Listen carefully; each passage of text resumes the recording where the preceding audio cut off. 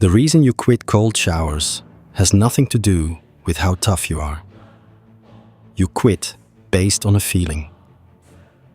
A cold morning, a busy week, and the plan was always to do it when you felt like it. So one day you didn't. The fix isn't more willpower. It's better timing. You don't have a willpower problem. You have a timing problem because you keep letting your mood cast the vote. Motivation is like the weather. It comes and goes. So stop relying on it. Set a number instead. 1 rep a day. Let the count, not your mood, decide whether you show up. The trigger is the moment your body checks its internal weather, finds no motivation, and reaches for warm. That's when the count overrules it. You'll know it's working the day you stop negotiating with yourself. How small? Smaller than you think.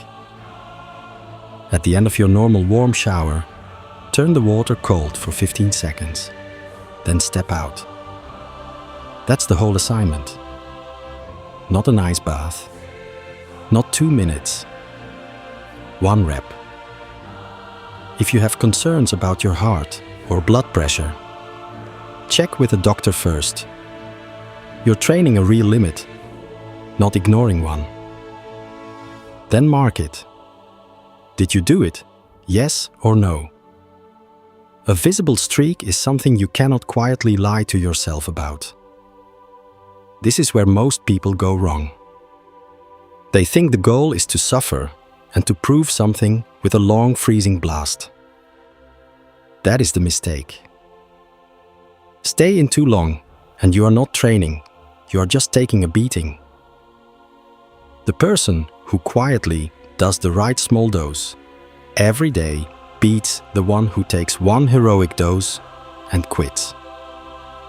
Progress comes from a dose you can recover from. When that cold water hits, your body grabs a sharp breath and screams at you to get out. That scream is like a smoke alarm going off over burnt toast. Loud and real. But there is no fire. The sensation is enormous and the danger is tiny. That stop signal is not a fact. It is a forecast, your brain slowing you down with a wide safety margin, long before anything is actually wrong. A runner can find the finishing kick after giving everything for miles, because there was still a reserve left. Your stop signal has a reserve behind it too. Cold is one of the simplest places to practice revising it. Tonight, end your shower, count to 15. Breathe slowly and stay. Mood says no, and count says go. Count wins. You are not training your skin. You are training the moment that decides every limit you will ever meet. The most dangerous thing about cold water has nothing to do with how cold it is. If someone falls into freezing water, what puts them at risk in the first moments isn't hypothermia. It's the gasp. The instant cold hits your skin. Your body pulls in a breath you didn't choose. If your face is underwater, that reflex can make you inhale water. A cold shower lets you practice the same alarm safely, with your head clear and nothing to inhale. If you're new, your body can misread that alarm as an emergency and send you rushing for the warm tap. The move that changes everything is 1 breath. When the water turns and you gasp, let it happen. Then take control of the exhale. Breathe out slowly, longer than you breathed in. Drop your shoulders. Unclench your jaw. That long exhale tells your nervous system you're safe, and the alarm begins to settle. Fighting the gasp says emergency. A slow exhale says you're okay. Within seconds, the shock starts fading, whether you fight it or not. Think of cold like lifting weights. Nobody starts with the heaviest bar in the gym. You choose a load you can recover from. Cold has 3 dials: how cold, how fast, and how much of your body it touches. Keep all 3 low. A 15-second cold finish does exactly that. An ice bath turns every dial up at once. Early on, keep the water off your chest until the gasp settles. This is where many people go wrong. They assume colder and longer must be better. So they force themselves through a freezing session to prove something. That's not the goal. If you step out shaky, frozen, or genuinely distressed, the dose was too big. Dial it back. Cold doesn't reward misery. The deepest lesson is this: the gasp isn't a fact about your safety. It's a forecast, old survival software reacting to a situation very different from the one it was designed for. Loud doesn't always mean accurate. Learning to hear that alarm without obeying it is the real skill. Tonight, let the gasp come. Stretch the exhale and keep every dial low. Practice daily and you'll notice the gasp becoming smaller. The first minute is the whole fight. Win it with one long breath out. The moment your body screams stop, it's usually lying to you. Researchers had cyclists ride to exhaustion in a hot room while quietly changing the thermometer, reading they could see. The riders, who believed the room was cooler, lasted longer. Same heat, same legs. Their muscles didn't change. Their brains revised the forecast. Long before your muscles are truly empty, your brain estimates how much danger you're in and holds something back. The feeling of "I have nothing left" is often your brain's prediction, not the bottom of the tank. It keeps a reserve because, for most of human history, reaching true empty carried serious consequences. Think of it like a car with a speed limiter. It feels maxed out, but someone set the cap. Your eye count often works the same way. So test it. In your next cold shower, when the voice says you're done at 15 seconds, stay for 5 more. Don't force yourself through panic. Calmly check whether the forecast was right. Most of the time, those 5 seconds were already there. Remember that gap. The next time the voice speaks, you'll know it tends to underestimate you. This is where people get it wrong.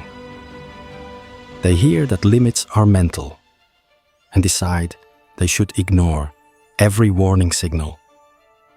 That's dangerous. Some limits are real. Chest pain, an abnormal heartbeat, dizziness, confusion, deep uncontrollable shivering, or numbness that continues after the cold are signs to stop. If you're unsure, treat it as a real warning and get out. The real skill isn't ignoring alarms. It's learning which alarms can be tested and which must be obeyed. That same voice appears everywhere in the shower, under a deadline, or halfway through a difficult challenge. Learning to question it in a safe setting changes how you respond everywhere else. Your limit isn't a wall to smash. It's a setting your brain adjusts, and you can learn to recognize it. Tonight, hear the urge to quit as a forecast, not a verdict. Stay 5 calm seconds longer when it's safe to do so. Question the flinch. Respect real danger. Knowing the difference is the skill that matters. The most powerful tool in this practice can also be the most dangerous if you use it the wrong way. Used correctly, it helps you influence your stress response, heart rate, and tolerance. Used carelessly, it can put your life at risk. That's why the safety rule comes first. Here's a simple demonstration. Do as many push-ups as you comfortably can and remember the number. Rest for a minute, then take about 30 relaxed, deep breaths. After the last breath, exhale and comfortably hold with your lungs empty. When you genuinely need air again, repeat the push-ups. Most people can do more the second time. Your muscles didn't suddenly change. Your breathing changed. The urge to breathe is driven largely by rising carbon dioxide, not simply by low oxygen.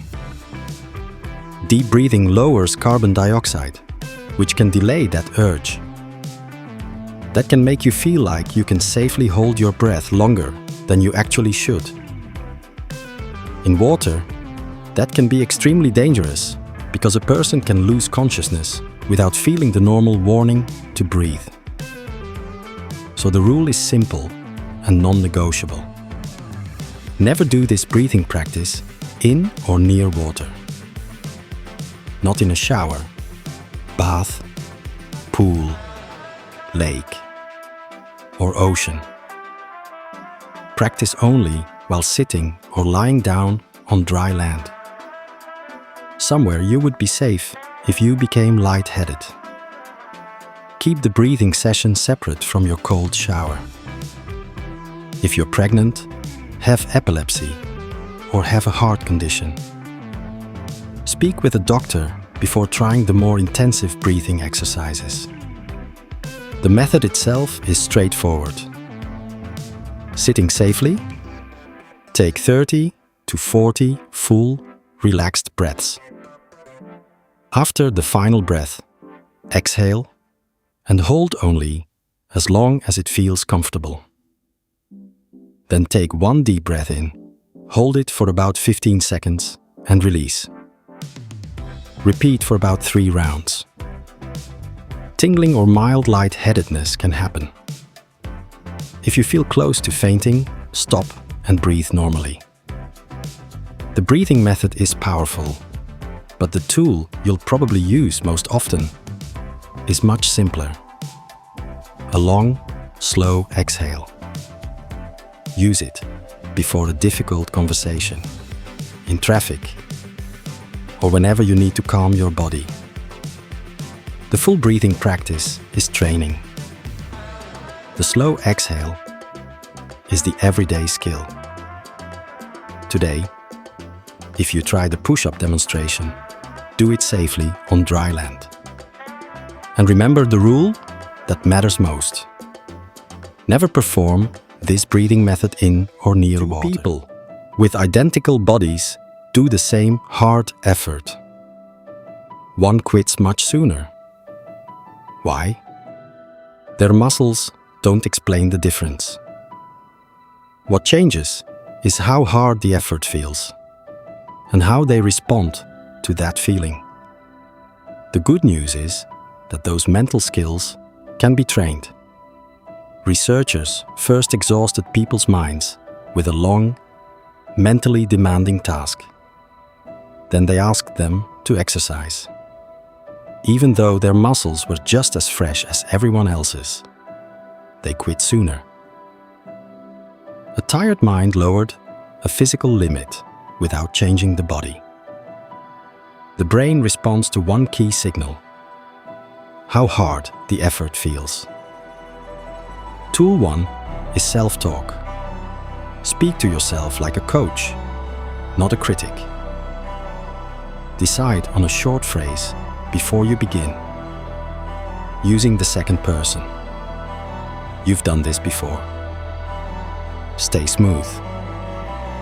When the urge to quit appears, don't argue with it. Answer it with the line you already prepared. Tool 2 is shrinking the task. Looking at the whole challenge makes it feel bigger than it is. Instead of thinking about the entire shower, aim only for the next 10 seconds. When you get there, aim for 10 more. Small steps keep the effort manageable. Here's where many people go wrong. They either try every mental trick at once or rely on sheer grit. Neither works well. Pick one tool and practice it. And remember, these techniques are only for ordinary discomfort. If you experience chest pain, unusual dizziness, confusion, or signs that something is genuinely wrong, stop immediately. Mental training helps you manage discomfort. It never replaces real safety. Tool 3 is attention combined with reframing. Focus on your breathing, your count, or another simple target instead of the sting. At the same time, keep enough awareness to notice a genuine warning signal. Redirect your attention away from the flinch, but never away from real danger. Then reframe the sensation. Instead of thinking, "This is unbearable," think, "This is the training doing its job." These tools reach far beyond cold showers. The same mental skills help during difficult conversations, demanding work, or any challenge where the urge to quit appears before you truly need to stop. You're not just learning to tolerate cold. You're learning to stay deliberate under stress. On your next cold shower, choose one tool and use it intentionally. A trained mind doesn't make hard things easy. It helps you stay steady while they're still hard. You're about to learn how to make a cold shower habit stick. Even on mornings you don't feel like doing it.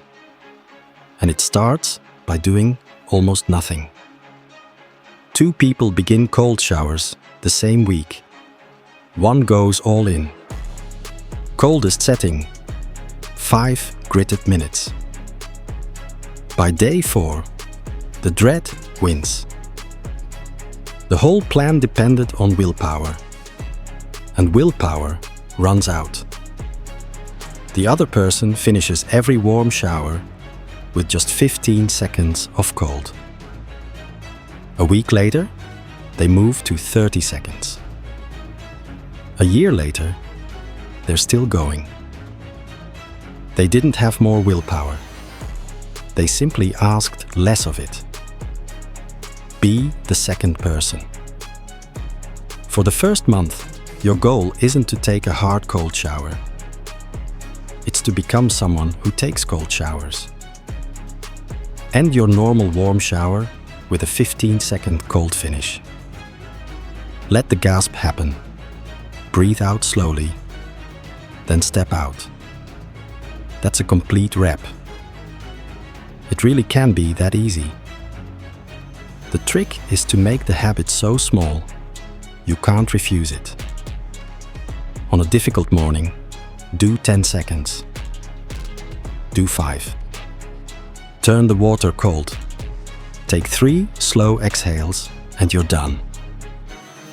It still counts, because the victory isn't the duration.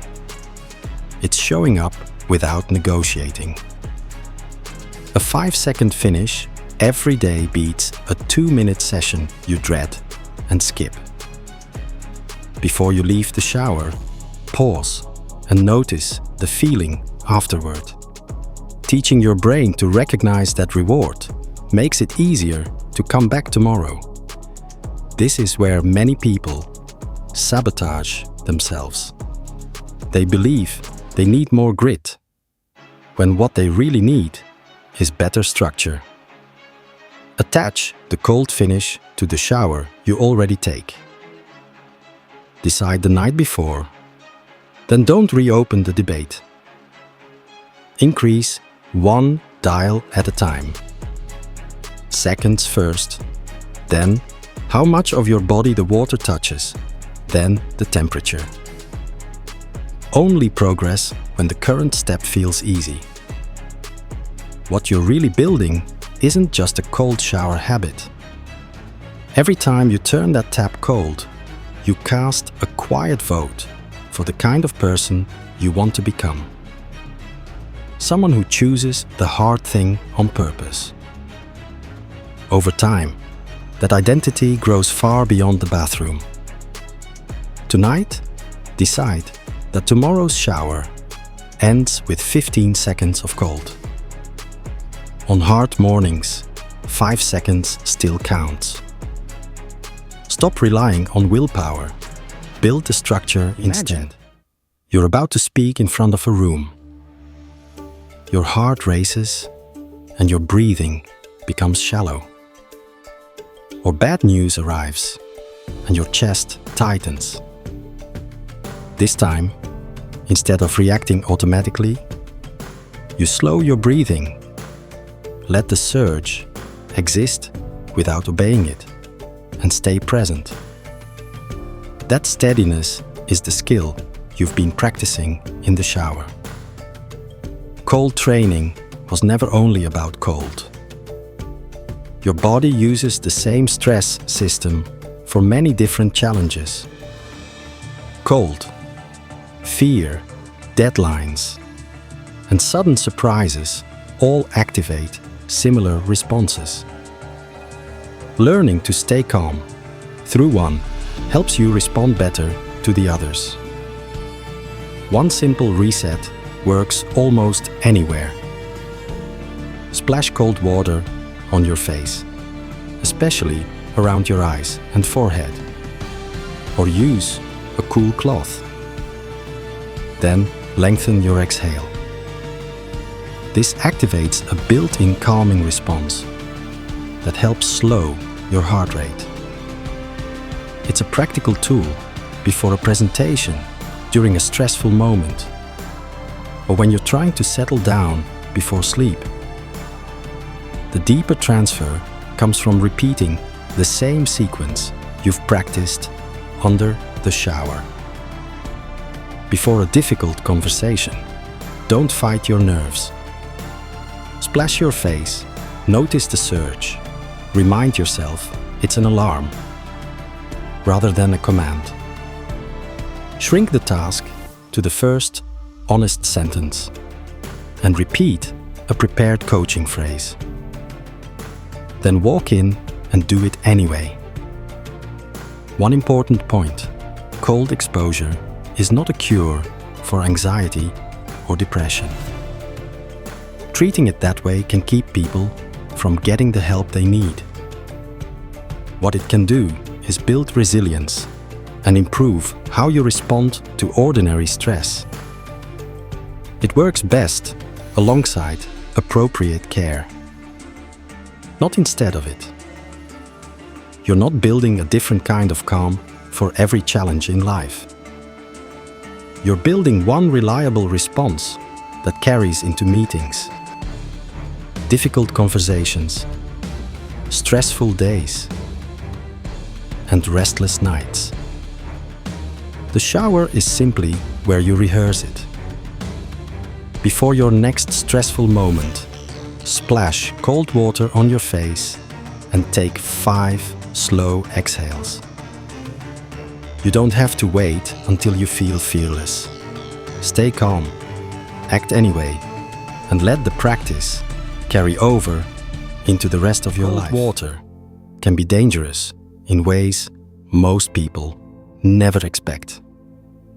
Before you take your cold practice beyond the shower and into a lake, the ocean, or an ice bath, it's important to understand the real risks. A shower is controlled. Open water is not. The first danger appears almost immediately. The cold shock gasp. The instant cold water hits your body, you may take a sudden, involuntary breath. If your face is underwater, that reflex can cause you to inhale water. That's why you should never jump straight into cold water. Enter slowly, let your breathing settle, and only then continue farther. The gasp doesn't care how experienced or fit you are. Another risk comes from two powerful reflexes happening at the same time. Sudden cold can speed one response, while cold on the face slows another. That combination can place extra stress on the heart. Avoid sudden plunges, avoid breath holding, and never perform intensive breathing exercises in or near water. Ease in and breathe normally. One danger surprises almost everyone. After drop. Even after you leave the water, your body can continue cooling for several minutes. Get out before you reach your limit. Dry off. Put on warm clothing and rewarm gradually. Don't wait until you're exhausted. And don't assume you're finished the moment you step out. The biggest trap is overconfidence. Once cold showers start feeling easy, it's tempting to believe open water will be easy too. That's exactly when caution matters most. Never enter cold water alone. Always know how you'll get out before you get in. Keep sessions short and build experience gradually over time. The lesson changes once you leave the shower. In the shower, you often learn to question the urge to quit. In open water, genuine warning signs deserve immediate respect. Chest pain, confusion, loss of coordination, or difficulty controlling your breathing are reasons to get out immediately. If you're unsure, choose safety. If you're thinking about trying a lake, the ocean, or an ice bath, make 2 rules before you begin. Never go alone, and always know your exit. Carry the calm you've built in the shower, but carry caution with it too. People who quit cold showers aren't weak. They quit because of a few predictable mistakes. Once you recognize them, they're much easier to avoid. The first mistake is starting too big. Turning the water as cold as possible and forcing yourself through several painful minutes sounds impressive. But it depends almost entirely on willpower. A better approach is to start with a short, cold finish and increase one step at a time. The goal isn't to win the first week.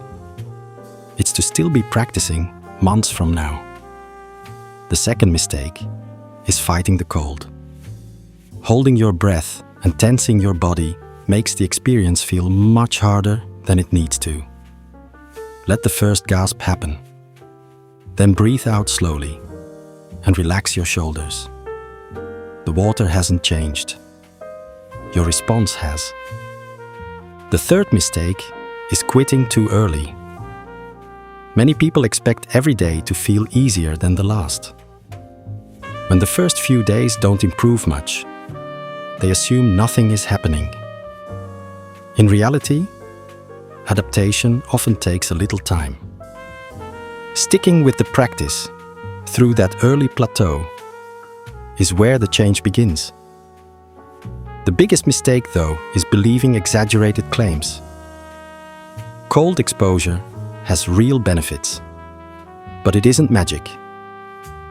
Weight loss from cold exposure is modest. Research into brown fat is interesting, but often overstated. Claims about immunity are promising, but still limited. And cold exposure is not a cure for anxiety or depression. Relying on it instead of appropriate care can be harmful. The real benefits are greater alertness, a calmer response to stress, and better resilience. A good habit is to judge claims by the strength of the evidence rather than by how confidently they're presented. Trust what your own experience consistently shows and stay skeptical of promises that sound too good to be true. All of these mistakes come from borrowing rules that don't belong here. Believing harder is always better. Treating discomfort as proof of success. Or expecting one practice to solve every problem. Cold training works best when it's calm, gradual, and honest. If you've been practicing for a month and it still feels a little challenging, that's normal. It doesn't mean you're failing. It means you're doing it the way lasting habits are built. Anyone can start taking cold showers. Far fewer are still doing them a year later. And the difference isn't grit. It's how they think about the practice. Stop treating cold showers like a challenge. Treat them like a practice. Challenges have finish lines. Once you've completed them, the motivation often disappears. A practice has no finish line. The morning when the cold simply feels like part of your routine isn't the boring middle. It's the destination. External motivation burns brightly, but fades quickly. Internal motivation is quieter and steadier. Instead of asking, "How long can I keep this streak alive?" ask, "What kind of person do I want to become?" Image prompt: person writing in a journal at a small desk by a window. Morning light, focused hand and pen, thoughtful atmosphere. Eventually, the practice stands on its own, even when nobody would notice if you skipped it. Two common mistakes and otherwise good habits. Some people keep making the showers colder, longer, and harder until they begin avoiding them. Others become so attached to a perfect streak that one missed day feels like failure. Both paths end the same way. The habit disappears. The solution is a sustainable dose. Make the shower cold enough to challenge you, but easy enough that you'll still do it on your hardest morning. Let the practice flex with real life. A short cold finish while traveling still counts. Missing a day isn't the end. The important skill is returning without turning one missed day into a reason to quit. The lesson extends far beyond cold water. The practice teaches you to approach difficult things deliberately and remain calm while doing them. Whether the challenge is a difficult conversation, a demanding project, or another obstacle entirely, the same skill applies. Cold exposure was never really the point. It's a way of practicing the person you're becoming. Small chosen moments of discomfort, repeated over time, shape steadiness that reaches into the rest of your life. Today, Choose the version of the practice you'll still do on your worst morning. Then keep showing up. Don't think in terms of 30 days. Think in terms of years. Choose it today and choose it again tomorrow.